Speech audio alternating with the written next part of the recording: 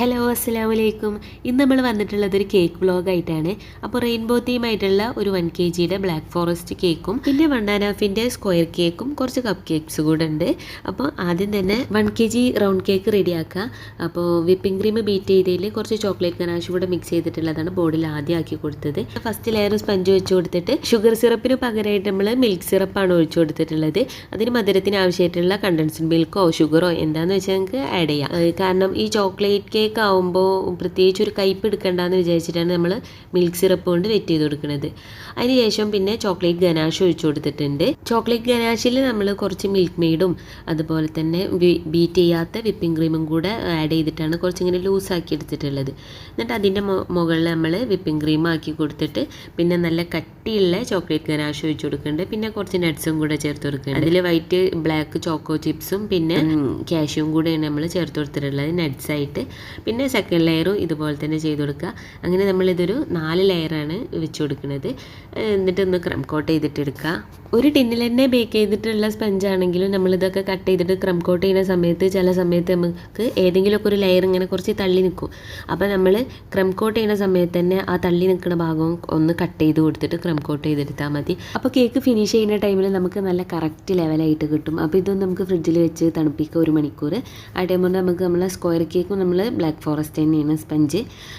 അതിൽ നമ്മൾ കുറച്ച് വിപ്പിംഗ് ക്രീമിൻ്റെ മുകളിലായിട്ട് സ്ട്രോബെറി ക്രഷാണ് ചേർത്ത് കൊടുക്കുന്നത്. പിന്നെ നേരത്തെ പോലെ തന്നെ നട്ട്സും മിൽക്ക് സിറപ്പും ഒക്കെ ആയിട്ട് തന്നെയാണ് ചെയ്തിട്ടുള്ളത്. ബ്ലാക്ക് ഫോറസ്റ്റ് ആണെങ്കിൽ തന്നെ രണ്ടും ഒരേ ടേസ്റ്റ് തോന്നണ്ടെന്ന് വിചാരിച്ചിട്ടാണ് നമ്മൾ ഇതിൽ ചെറിയ മാറ്റം വരുത്തിയിട്ടുള്ളത്. പിന്നെ ഈ സ്ക്വയർ കേക്കിന് പ്രത്യേകിച്ച് ഡെക്കറേഷനൊന്നുമില്ല.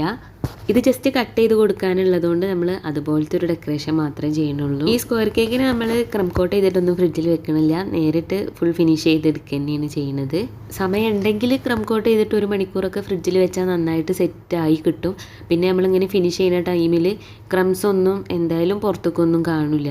പിന്നെ കേക്ക് ഐസിങ് ചെയ്തെടുക്കാനുള്ള എനിക്ക് നല്ല എളുപ്പമായിട്ടുള്ള തോന്നിയിട്ടുള്ള ഒരു രീതിയാണ് പൈപ്പ് ബാഗിൽ ക്രീമാക്കിയിട്ട് ചെയ്യുന്നത്. അപ്പോൾ അങ്ങനെ ചെയ്യാത്തവരുണ്ടെങ്കിൽ ഒന്ന് ചെയ്ത് നോക്കുക. അപ്പോൾ നിങ്ങൾക്ക് മനസ്സിലാവും നമ്മളിങ്ങനെ സ്പാറ്റുല വെച്ചിട്ട് ചെയ്യണതാണോ അല്ലെങ്കിൽ ഇതുപോലെ പൈപ്പ് ബാഗിലാക്കി ചെയ്യുന്നതാണോ നല്ല പെട്ടെന്ന് ഫിനിഷായി കിട്ടുക എന്നുള്ളത്.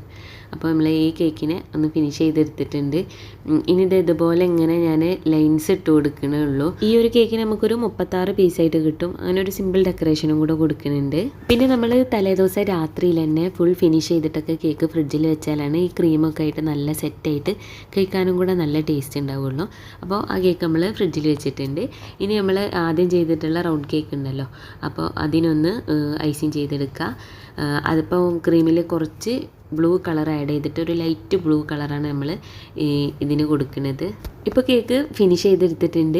ഇനി ഇതിൽ വിപ്പിംഗ് ക്രീമായിട്ട് തന്നെ 1 എന്ന് എഴുതണം. അപ്പോൾ വിപ്പിംഗ് ക്രീമായിട്ടുള്ളതൊക്കെ നമുക്ക് തലേ ദിവസം തന്നെ ചെയ്ത് വെക്കാം രാത്രിയിൽ. ഫോണ്ടൻ്റ് ആണെങ്കിൽ നമ്മൾ ഡെലിവറി ചെയ്യണ ആ ടൈമിൽ വെച്ച് കൊടുത്താൽ മതി. അല്ലെങ്കിൽ പിന്നെ നമ്മൾ ഫ്രിഡ്ജിൽ വെക്കുന്ന സമയത്തൊക്കെ ഇങ്ങനെ മെൽറ്റായിട്ട് ആ ഒരു നല്ലൊരു ഫോണ്ടൻറ്റിൻ്റെ ആ ഒരു ഫിനിഷിങ് ഉണ്ടാവും. അപ്പോൾ ക്രീമിൻ്റെതൊക്കെ നമുക്ക് തലേ ദിവസം തന്നെ ചെയ്തത് തലേ ദിവസം രാത്രിയിൽ തന്നെ ചെയ്ത് വെച്ചിട്ടുള്ളതാണ്. ഇനി ഈ കേക്കിന് വേണ്ടിയിട്ട് റെയിൻബോ ഉണ്ടാക്കണം. അപ്പോൾ അതിന് ഫോണ്ടൻ്റ് എടുത്തിട്ടുണ്ട്. ഫോണ്ടൻറ്റിൽ കുറച്ച് കോൺഫ്ലവറും CMC പൗഡറും കൂടെ ആഡ് ചെയ്തിട്ട് നന്നായിട്ട് കുഴച്ചെടുക്കുന്നുണ്ട്. എന്നിട്ട് ഇത് കുറച്ചിങ്ങനെ പാർട്ടാക്കിയിട്ട് ചെറിയ ചെറിയ പീസാക്കി വെച്ചിട്ട് ഓരോരോ കളറുകൾ മിക്സ് ചെയ്തെടുക്കുന്നുണ്ട്. അപ്പോൾ കളർ മിക്സ് ചെയ്യുന്ന ടൈമിൽ നമുക്ക് ഇങ്ങനെ കയ്യിലൊട്ടുമ്പോൾ കോൺഫ്ലവർ ഇട്ടിട്ട് കയ്യിലൊട്ടാതിരിക്കാൻ വേണ്ടി കുറച്ച് കോൺഫ്ലവർ ഇങ്ങനെ മിക്സ് ചെയ്തെടുക്കുക. അങ്ങനെ ഒരു 6 കളർ ഞാനിവിടെ എടുത്തിട്ടുണ്ട്. പിന്നെ ഫോണ്ടൻറ്റ് ഹാർഡായി കിട്ടാൻ വേണ്ടിയിട്ടാണ് നമ്മൾ CMC പൗഡർ ആഡ് ചെയ്യുന്നത്.